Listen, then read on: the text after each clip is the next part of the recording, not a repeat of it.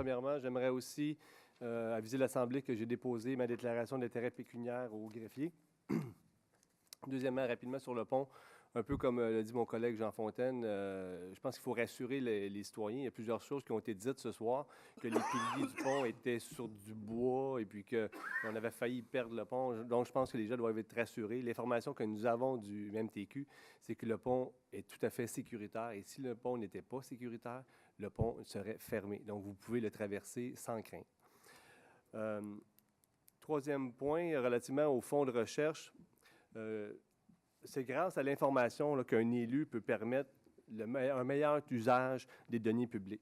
Les dossiers que nous traitons sont des dossiers qui sont complexes, puis je pense que c'est normal que les élus puissent s'appuyer, puissent avoir un soutien pour leur travail.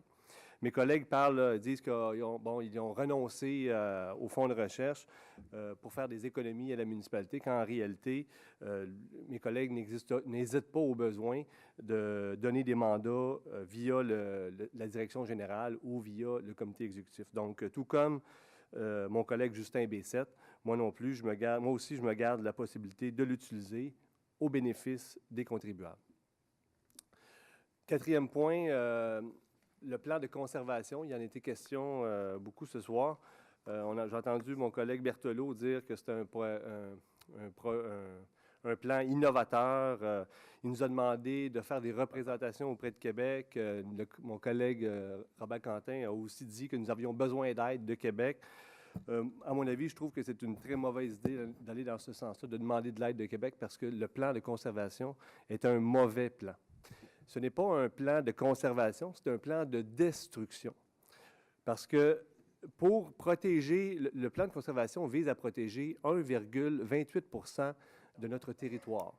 Et pour protéger ce 1,28 % de notre territoire, il faut raser tout le reste. Il faut développer tout le reste pour récolter justement la taxe qu'on nous demande d'avoir la permission de récolter pour financer l'achat. Financièrement, le plan de conservation ne se tient pas. Surtout aux valeurs des terrains que nous achetons présentement et à la valeur des échanges, à la valeur que nous cédons nos terrains. Vous avez remarqué dans le dernier rôle d'évaluation que les terrains vacants ont augmenté de 50 % au cours du dernier rôle triennal d'évaluation. Donc, il n'y a pas de... C'est important que aussi les gens sachent qu'il n'y a pas de logique financière derrière le plan de conservation. On a déjà engagé, comme M. Berthelot l'a dit, 30 millions de dollars pour financer l'acquisition de ce 1,28 %-là. M. Berthelot a même parlé aujourd'hui de 30 ou 40 millions de dollars. Donc, on vient déjà rajouter 10 millions pour votre information. Et je vous dis, M. Berthelot,